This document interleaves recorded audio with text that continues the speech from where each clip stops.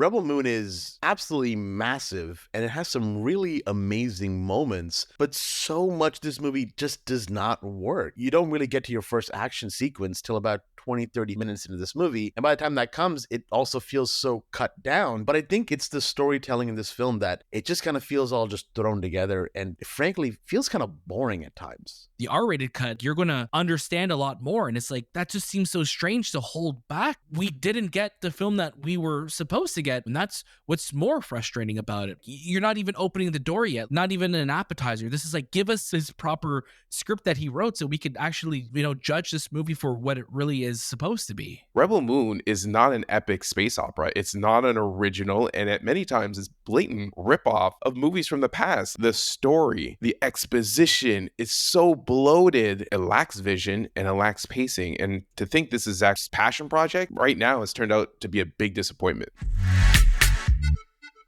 Hello and welcome to the movie podcast review of Rebel Moon. My name is Daniel. I am one of your hosts today, and joining alongside me for the final time in 2023, it's my fellow rebels. It's Shahbaz. Hello there, rebel mate. And it is Anthony. What's up? I'm not doing any more voices. I'm going to end 2023 with a normal voice. With a clean slate. You're going clean slate. I was going to go like full, it is my rebels. But I'm like, no, that's too intense for the end of the year. This is a joyous celebration. I'm wearing friggin' Christmas lights around my neck right now. We have to be happy. That's a Christmas noose. That's a Christmas noose, man. It's not a Christmas noose. No, they're not on. I was going to turn them on, but it may be a little distracting.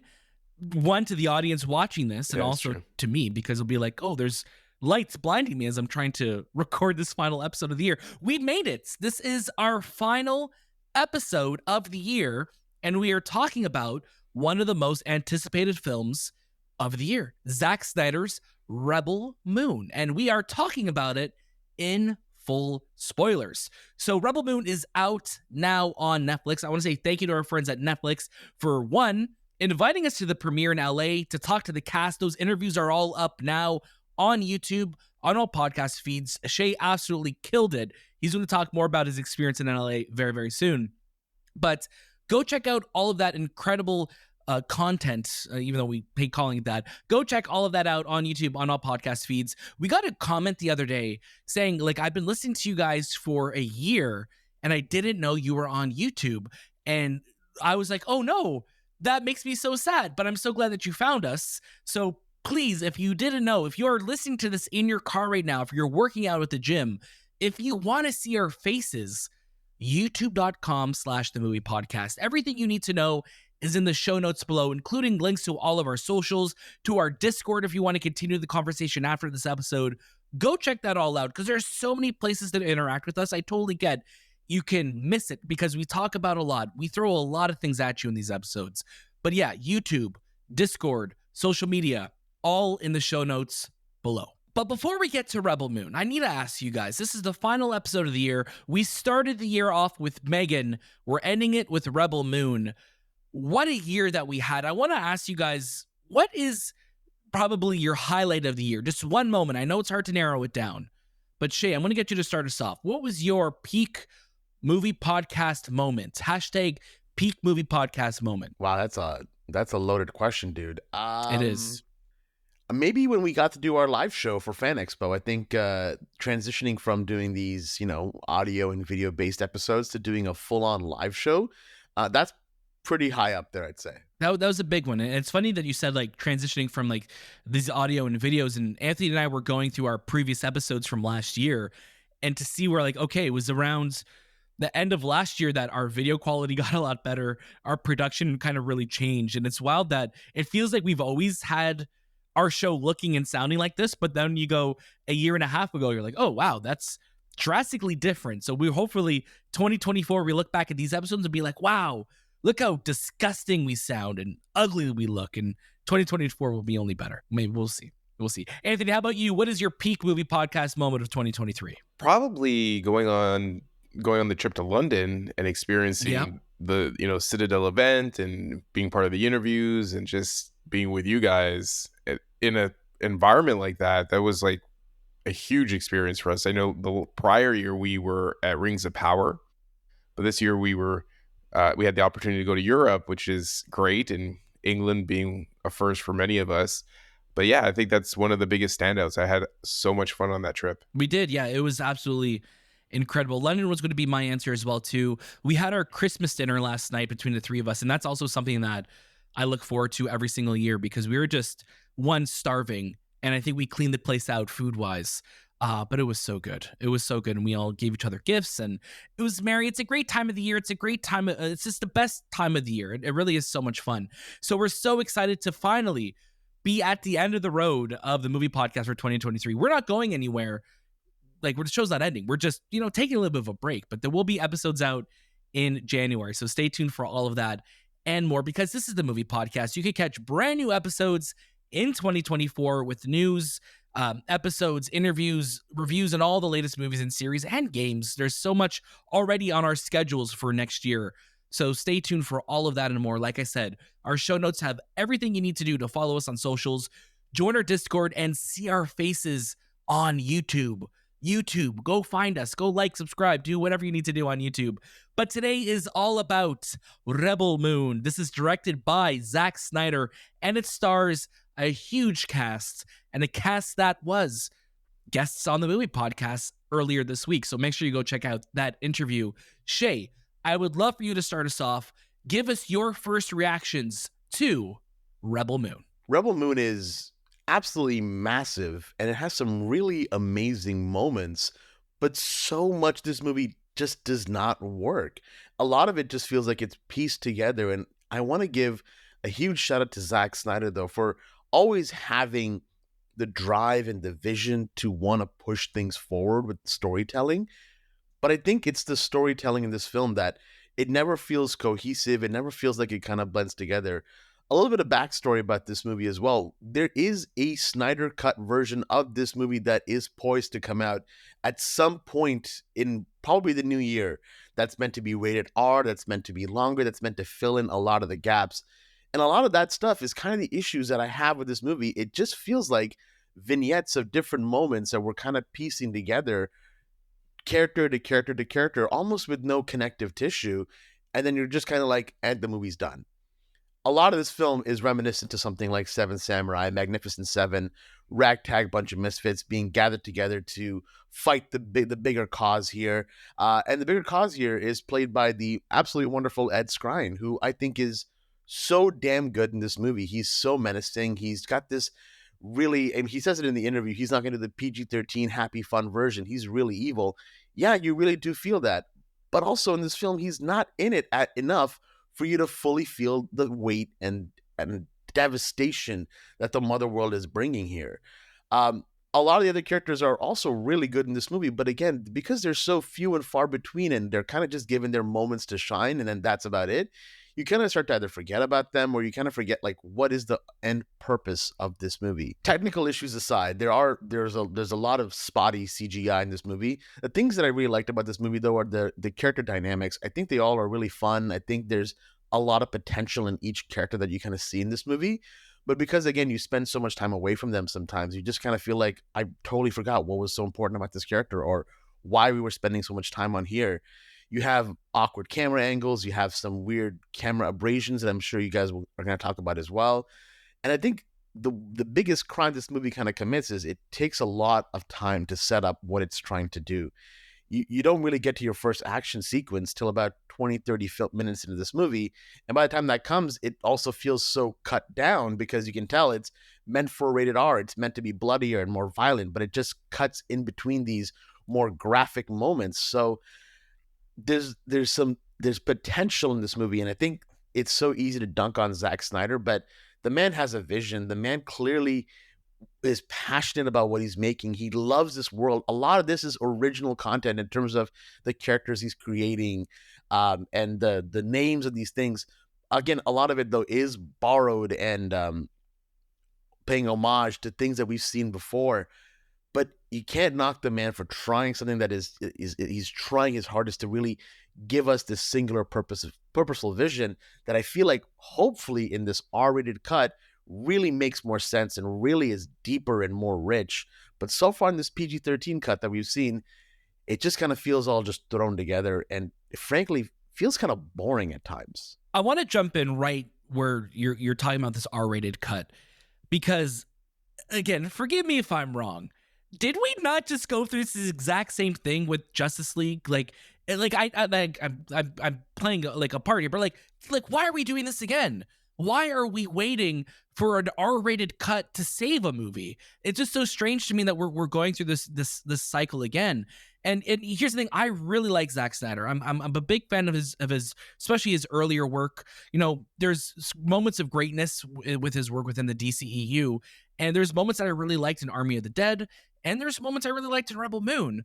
But it's just very strange to me that we're almost trying to recreate the Snyder Cut movement, release the Snyder Cut, where it's like, no, but we had the ability to tell this story from the get-go as an R-rated whatever he wanted to do, because it really feels like this film was made in his vision and then cut down afterwards, because we're getting so many action sequences where it's clearly cut down.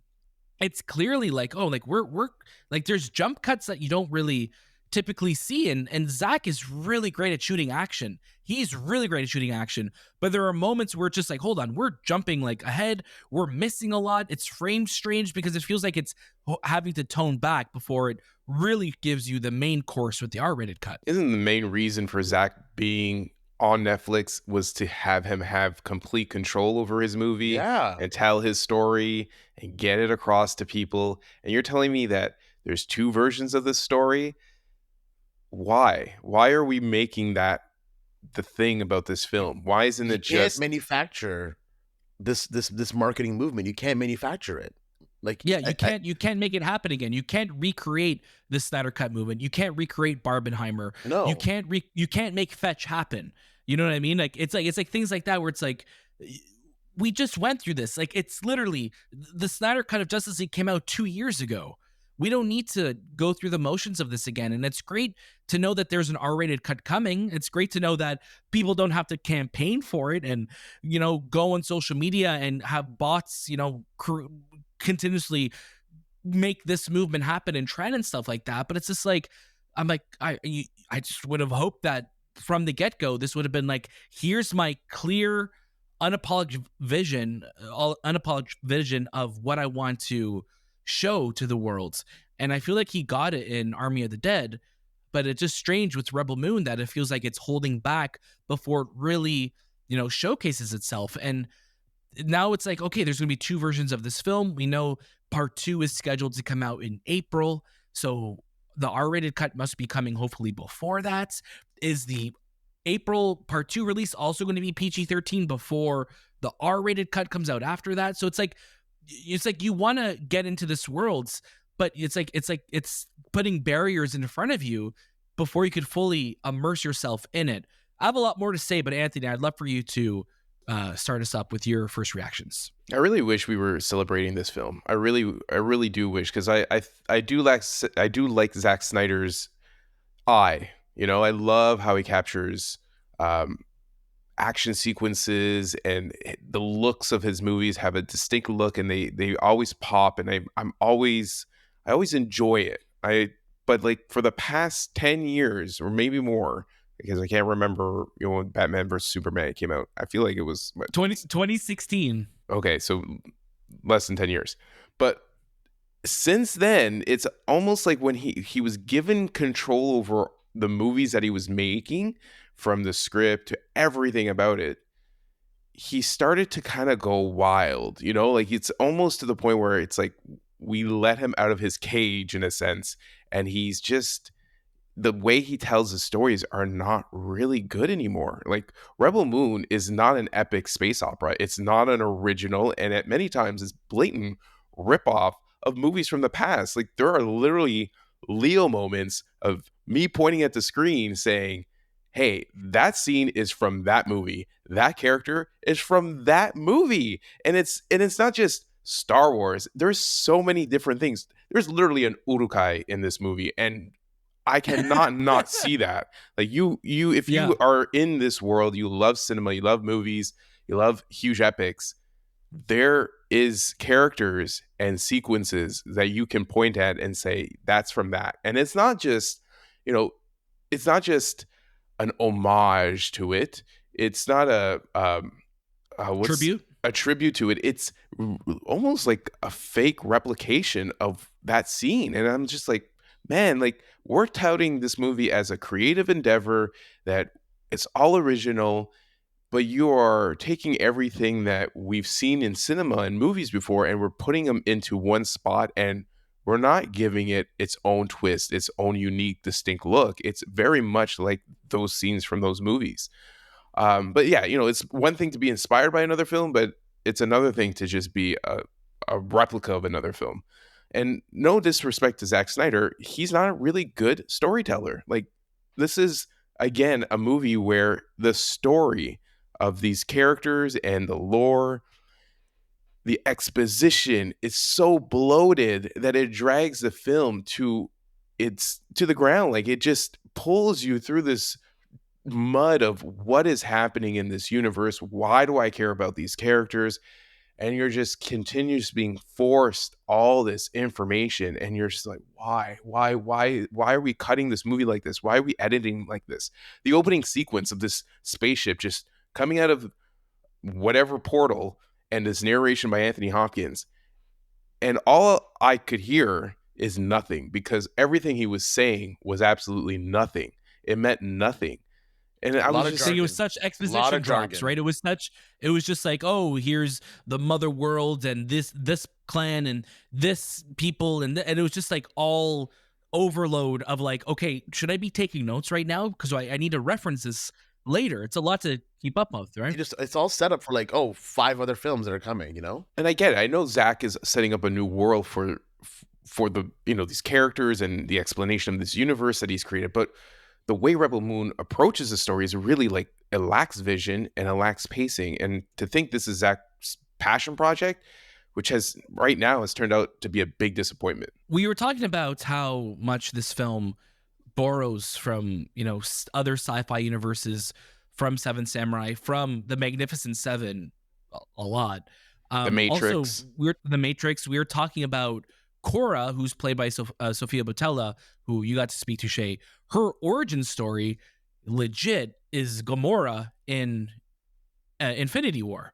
It's like scene for scene, exactly the same. Where it's like you see her as a kid with like the main bad guy, the king, whatever his name is. And I'm like, oh wow, like Belisarius. Yeah, it's just like, wow, like this is exactly like this guy's coming, kills her world, takes her as like his adoptive daughter, and raises her as, an instrument of war. And it's like, oh my god, this is literally Gamora. Like, what the heck?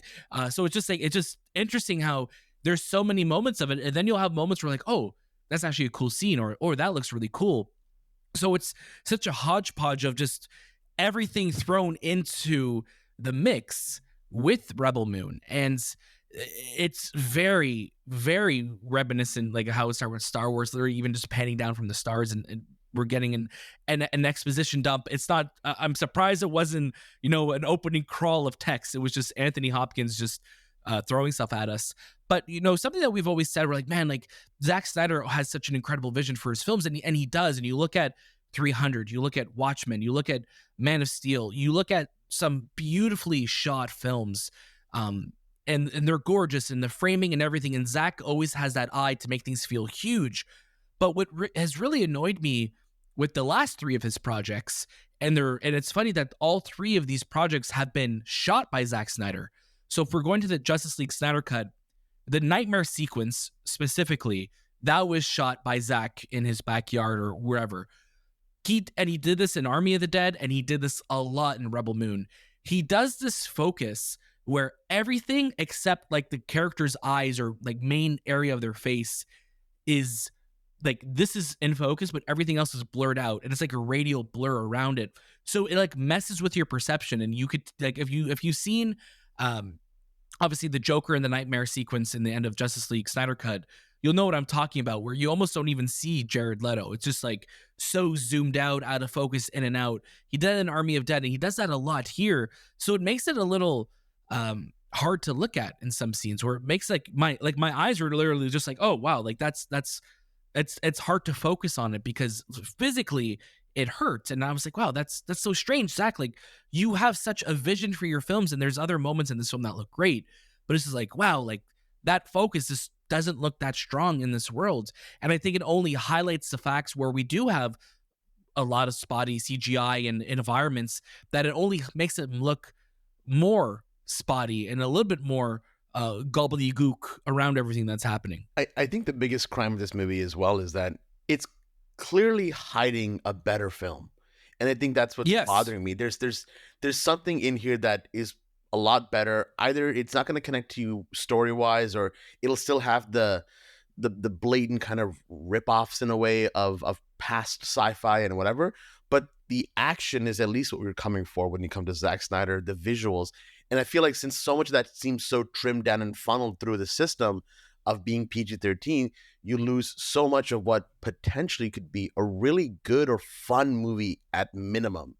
And I think that's what really bothers me about this. I think you're hoping that you watch this movie and you have the goodwill of the people to go and watch it again when the rated R version comes out. We're all going to watch the rated R version when it comes out, not because we love this version so much that we want to see the next, but it's like we want to see what could have been, the what if. The same reason what was supposed to be, not even what could have been. What was supposed to be. What was supposed to be. And I think that's what bothers me. It's like it should have been a beautiful moment of like, I want to watch this movie again, but now you're kind of making me go, I have to watch this movie again because I really need to know, did you actually have something a lot better planned underneath the glitz and glamour of it all? But do you really think that a rated R cut of this story could make this story better? It's not gonna like change the script. It's not like not the story. Not the story. That's the exact same thing that we asked with Justice League, right? People, and I know Justice League was a different scenario with it being like, okay, they reshot so much of it, they cut out so much of it. I totally get it. But there's clearly, when we were watching this together, Anthony, last night, we're like, this is so bizarre. It really feels like, and then characters would reference stuff that would happen. I'm like, oh, like that probably happened. And even in our interview, Shay, that the character was saying like, yeah, like the R-rated cut, like you're going to understand a lot more. And it's like, that just seems so strange to hold back on like crucial stuff. Again, I'm not like, I don't hate this movie. I don't think it's a terrible film. Not at all. I'm more upset that I'm like, wow, like I feel like we were, we didn't get the film that we were supposed to get from the get-go. And that's what's more frustrating about it, because I want Zack Snyder to do well. I want him to, after the awful situation that happened with Justice League and his personal life and everything, I was just like, this guy needs the wins, right? And, he started that Army of the Dead was really popular for him, which is great. And I'm like, you know what? Give him a new universe to tell stories in. And I think this is a foot that's like, you're not even opening the door yet. Like, you're just, this is just like not even an appetizer. This is like, give us the real film, give us his proper script that he wrote so we could actually, judge this movie for what it really is supposed to be. You also have to be a fan of Zack Snyder's mind, in a sense. Like, this movie is not accessible to a lot of people. Like, when you compare it to Star Wars or other big epic journeys, there's a distinct look to this film. And Shay, you said it yesterday, it's like Killzone. Like, it has this Killzone diesel punk vibe. Like, not a lot of people like that look. And I don't think there's a huge audience to replicate the amount of money Netflix is looking to get back for these two films. So I was watching it and I kept thinking, man, like, Zack Snyder needs to sometimes step out of his mind and really look at what do people like about his movies, as well as the movies that are currently around for the past 10 years, and really create the story. Because I was looking at this stuff and, man, I'm like what, like, none of this. And I love pretty much anything that's creative, comics, whatever you put in front of me. I love steampunk, cyberpunk, diesel punk, but I was looking at this and I just kept thinking, I do not like any of this. I do not like this, the characters, what they look like, how they dress, the environments that they're in. What is it about this movie that he thought I would love about it. You mentioned the characters, Anthony, and the diesel punk. Ed Skrein's character, like at one point, puts on a tie, and I don't know why. Like it's a silly thing to pick on, but like it almost stands out so much. Where it's just like it's like if we were watching Star Wars and you saw somebody with a bow tie or something, you're like, oh, like it just feels like out of place for that world. But I think that's where I'm also struggling. It's like because you have this group of characters, this ragtag bunch that's coming together, and you want to root for them. But I also don't really understand what the mother worlds, why they're so evil. Like in Star Wars, you get why, Darth Vader and the Empire, they're evil and all that. But in this film, I'm like, okay, they're coming to steal their crops. Like it's like Bug's Life. The grasshoppers are here to, take the food from the ants. And then they go out and get help. Magnificent Seven, all of that. And then which, by the way, we realized last night for the first time that A Bug's Life is the Magnificent Seven Samurai. I was like, I don't know. I didn't notice this. How didn't we know? But it was so funny. That was such a great moment of realization for us. We're like, wow, we're idiots. Yeah, we're big dummies. But watching these characters, and we hung out so much on their planet, where it just feels like Kora should be our Luke Skywalker. She should be she's thrusted on this adventure, and we're seeing everything that's happening through her. And it feels like we spend so much time away from her, and then it just cuts like to them assembling this team. There's no connective tissue between these vignettes of getting these team members together. It literally will just cut to, okay, you're here now, and you're going to you got to collect Charlie Hunnam's character, and Charlie Hunnam is in a scene for like 10 minutes, and they keep cutting to him before he even says anything. And then throughout this film, it's like he's there just in the background. I'm like, man, Charlie Hunnam hasn't said anything in like 30 minutes. And it's like he's supposed to be like a main cast member. Same with Djimon Hounsou and all of these members of the team. Like they're just there, but so much time is spent away from them that you never really feel like you're getting to know them, or what they are, what their hopes and dreams are, why they hate the mother world. And that's what was really disappointing, because I like all of these actors. I liked their characters when we were introduced to them, but we were never given anything more to really attach ourselves to them. So when turns happen, and again, we're talking spoilers here, when Charlie Hunnam turns out to betray them, I was just like, where the hell did that come from? I forgot we could do spoilers. Yeah. Yeah. Well, but that's the thing, but right? You knew it also was coming. Like you knew someone in this group was going to betray them, because this is such a plot device that's used in all the other movies out there that Zack is now wants it in his movie. You knew it was going to happen. But we knew nothing about Charlie Hunnam. He was just kind of there. Then he gets a minute scene with Sofia on the ship, and then literally like a couple minutes later, it's just like, oh, I'm going to betray you, and I'm calling the Empire or the Mother Worlds I'm calling Ed Skrein to come get you. And it's just like, oh, like it's just so strange. And again, you know that this is cut down. You know that there's a better version of this film that we're going to hopefully get soon, that so much of the violence and everything in the action sequence feels so awkwardly cut, because they just felt like they were trimming it down to hit a PG-13 rating, where it's just like, you have these deaths that just kind of like feel lackluster. Like Ray Fisher just like, oh, boom, dead. I'm like, oh, okay. Like we kind of just met you, but sure. Oh yeah. Again, I literally said we could talk spoilers, and I forgot that we could talk spoilers. I know. I keep forgetting as well. Yeah. And Ray Fisher, that's another one where it's just like, man, like he was a cool looking character. I'm like, he seemed awesome. And then it's like, cool name. Oh, he just dies. Or like, oh, but we just met you, dude. Like, but then it makes you feel like, man, are we going to get like a spin-off film of his character? Are we going to get an animated series? Like, you know what I mean? Like, I feel like there's so much world building happening, like a cinematic universe that Zack wants to build, and that's great. But you got to make us care about these characters a little bit more. Give us your full vision so we could be on that wavelength with you. Like, Zack, I will watch whatever you release, man.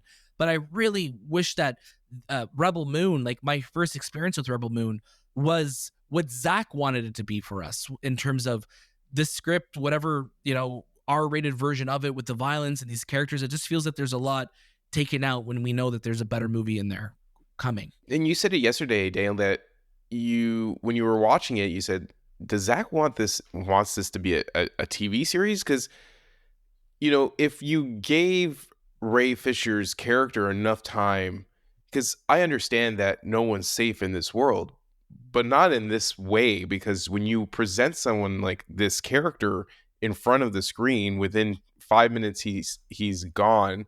You kind of build him up and you destroy him.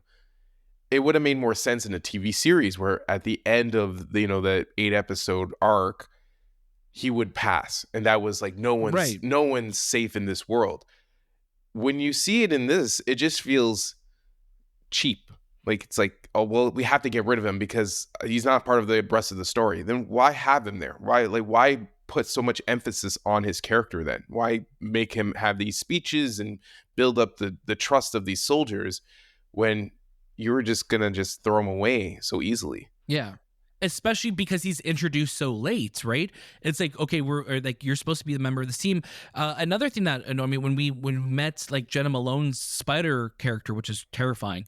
And it just seems like, hold on. Yeah, seems like there's a whole other story going on this planet right now that we're trying to collect this other, warrior to join them. But now we're kind of in the middle. It's like, hold on, did we come in mid scene here? Like, cause there's a whole spider person here who's stealing baby. Like I literally felt like, did I skip ahead? Like, did I skip a scene here? And it's just like, no, that's just like, it just feels like it's jumping point to point to point to point. And then where this film ends with them all kind of just like looking out, like, we're going to get our revenge, or we're going to do our thing. It's like, I guess, sure. Didn't this movie also feel like it kind of had a couple of false endings? Like when they were looking out to the horizon, I was like, oh, it's going to end here.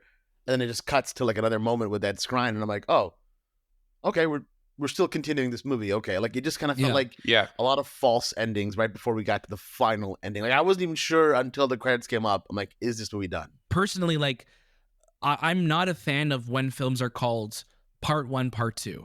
I do not like that. We've said that with Mission Impossible: Dead Reckoning, which again, a movie I really, really loved. But it's like, get rid of the Part 2. You could just end the story there. Continue with a different subtitle the next time. Rebel Moon feels like it should have, as an entry into a new world, feels like it should have maybe told a simple story like A New Hope was. Simple, basic story. And then as the story continues, you're going bigger, you're going greater. Right now, I feel like I had not even half the story, because the first half that we got is so trimmed down. It feels like I haven't gotten anything of substance until whatever Part 2 is going to be, and whenever R-rated cuts. You know what I mean? And that's what's really frustrating. It's like, you're already giving us half a story. There's no complete ending to this story. And again, that's fine. If that's what you want to do, sure. I'm just saying I'm not a fan of Part 1, Part 2. It's just like, but if you are going to give us a Part 1, at least give us everything. You know what I mean? Across the Spider-Verse, half of the main story that's happening. But where that movie ends, I'm like, okay, at least I got a proper arc here, and then we're going to see where that arc extends and beyond the Spider-Verse. I think but Dune it just does feels a good like, job of that too, actually. Exactly. Dune is another one where it's like, okay, Dune Part 1, I get it. This is half of the larger story that's happening. Same with Lord of the Rings. Lord of the Rings, Fellowship, Two Towers, Return of the King. They at least had their own subtitles. But when you finish Fellowship, when you finish Two Towers, you feel at least like, okay, this feels like this section of these movies, and then we're going to continue. There was a complete story that was being told. This one just felt like it was just jumping around so much. Yeah, the pacing is just, it's everywhere, because that opening with 20 minutes, it's so long. And then when you get to the point where, Kora is going to grab her team, it's one after the other, and she's in a battle. And your mind, as you're watching it, cannot like disconnect from the beginning, because you've just, when you watch something like that, you're just set to, okay, so what happened to those farmers who had to like do their feet, gather the food for them. Like, what happened to that part? Right? We just left them. We dipped. It doesn't matter, right? Like, people will say, well, it doesn't matter, but it does, because when you pace out a story, they've got 9 weeks to do it, right? They've got 9 weeks. So I guess the way the story's being told is we're building up to the 9th week, I guess. But is it? Because we don't even really get a progression of time. You don't right? know. And even then, it's like the whole point of this story, Kora going on this adventure, is to protect her homeland, right? So it's like we should at least be checking in what's going on back at home. We don't. We should, and I'm sure the R-rated cut will tell us that. Maybe How it will, though? maybe What it is won't, it but going to we- tell us? It's just What's the R-rated? They're on What sex on R-rated the planet. So when they cut back, they're just banging, and then they cut back and they're Damn. like fighting. Yeah, like no, guys, but we that's- really should be cropping these plants right now. Please Stop having sex, please get out of the room. And this is just as typical Zack Snyder. Like, he has this huge vision and puts all these things together, because I kept thinking of like Batman versus Superman, where he put everything in that movie, right? Like, he put all Wonder Woman, friggin' Batman, Superman, Doomsday, Lex Luthor, all Aquaman, these Flash, all everyone. these things into one movie. And now he has the opportunity to really take the time to tell the story, and he's cut everything out from what might have helped make this movie make sense, but it still doesn't, because you know that even if this R-rated cut comes out, the story is still the same. There's not much you can change. The violence is not going to change my perspective on what these characters feel like and what the overall journey is. Something as well that also kind of was interesting about this movie was we didn't get any needle drops, at least not that I remember. No, Zack Snyder famous for pop rock song coming in at a random point during a fight sequence. We didn't kind of get any of that, but we did get a score from Tom Holkenborg, aka Junkie XL, who he's worked with in the past, that isn't very memorable and just kind of also feels like cut up stuff from previous films that, like, at the end they were like, hey Zach, I've got all this stuff that I never used. Is this going to work in Rebel Moon? Yeah, that sounds fine. Let me go ahead and add it in. There's a lot of and that's something that with the music too. The music does feel like it very reminiscent of Snyder cuts and Army of the Dead, where it's like, oh, like there's definitely these like similar sounding drums that feel very like DCU, early DCU, with like this like the swelling of drums and percussion and things like that. I'm like, yeah, it's very reminiscent of, you know, Man of Steel and things like that. But it also just felt like a lot of noise, because there's a lot happening in this film too, right? When there is action or there is, you know, traveling, there's a lot going on. So there was no real main theme or anything that I latched onto. And like, again, you think of like Binary Sunset, you think of like these scores that really put you in the mind of the character. And I really wish Kora, because I like Sofia Boutella in this role too, I just wish that we got to know her more, because in that first 20 minutes, so much, and we were kind of like laughing at this, so many of her scenes after she's talking, it's just like you see her, someone just looks at her and she's just from afar like, but like kind of sad, you know? Yeah, she's just like looking she's from hiding afar. away. Like, she's hiding away from from everyone, and it's just like, oh, like, but wait, I want to. What's going on? What's going on in your mind? So it just feels like whenever, like we said this before, it's like there's like a story going on over here, but the camera's looking this way for some reason, and I again, we're gonna see what's going to happen when, you know, the full R-rated story extravaganza releases. But it just really feels like it's style over substance, and there's a better movie hiding or being held from us until then. Let's get to our final recommendations of the year for Rebel Moon. Anthony, I'm going to get you to start us off. I don't know if we do Prisoners of the Ghostland anymore, but this is a definite Prisoners of the Ghostland. It's a movie that's not even skippable. It's don't ever see it. You pass by it, wave at it, and just keep looking straight. You know, for myself, I'm actually torn, because I don't think it was a horrible movie or even a bad movie. I just feel like it's such just a basic pulse of a film that I wasn't really moved in any direction. And I think maybe that's the bigger crime, where it really didn't make me feel anything. There are characters that I like. I really liked Ed Skrein. I liked Sofia Boutella. But again, like there's so much that is being withheld that it just really makes me feel a little indifferent. So as a Zack Snyder fan, and again, I was thinking, I'm like, oh, should I say, like, you know, for Zack Snyder fans, you'll love it. Well, I'm a Zack Snyder fan and I didn't love it. So, I mean, your mileage is going to vary for it. I think if you're curious, again, it's a big blockbuster. We don't really have a lot of big blockbusters in December other than Aquaman, and you could hear our review of that. I would say maybe give the first half an hour a shot on Netflix. And if you're digging the vibe, then stay with it. But if not, then you could skip it. Shahbaz, take us home for the final time this year. Give us your final recommendations. You know, Daniel, I'm right there with you. It's such an interesting place to kind of be in, because throughout this whole review, since I watched this film, I've been trying to put together in words like how I really feel about it and how I want audiences to kind of take a recommendation. And I've been so torn. I'm like, is this an add to the queue? Is this a skip it? And I'm kind of like in between both. I think your suggestion of watching the first 30 minutes is a great point to kind of start off with. But truly, I think if you're a Zack Snyder fan, you're a diehard fan, this is one that you can actually add to your queue. I don't think that this is going to be the one that's going to be like, I've been waiting for this. Anybody else, this is going to be a skip it. You're not going to connect with the world. You're not going to love what you're seeing. And I'm so hopeful, and maybe this is naivety, but I'm hopeful that this rated R cut fills in a lot of the holes that I'm feeling and maybe becomes just either an add to the queue or maybe even a watch it. I'm hopeful. Maybe I sound crazy. I don't know, but there's something there that I feel like I'm seeing a little bit behind the curtain. I'm seeing the Wizard of Oz, and then I'm kind of being told, no, it's not there at all. So, yeah, I'd say add it to the queue if you're a Snyder fan. Watch that first 30 minutes, and then if you're feeling it, cool, go ahead. But for everybody else, this is a skip it. It's such a asterisk.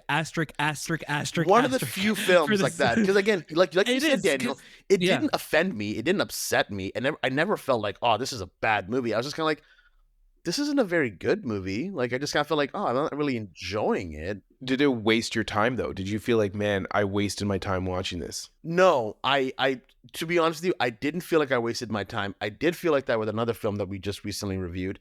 This movie, I was like, I feel like, because I think it's because of Zack's passion. I think it's because of Zack's drive that I felt that through the screen, that I was like, I'm feeling like he wants to tell me something, but someone else is in this room right now that's saying, don't tell him, you know? But I really do hope, in all honesty, I really hope that Zack goes back to working with cinematographers, because I think Zack is so great at explaining his vision. You look at how his work with Larry Fong and like all these other incredible cinematographers as he's worked with. I think he should focus on directing, and if he wants to focus more on writing, sure.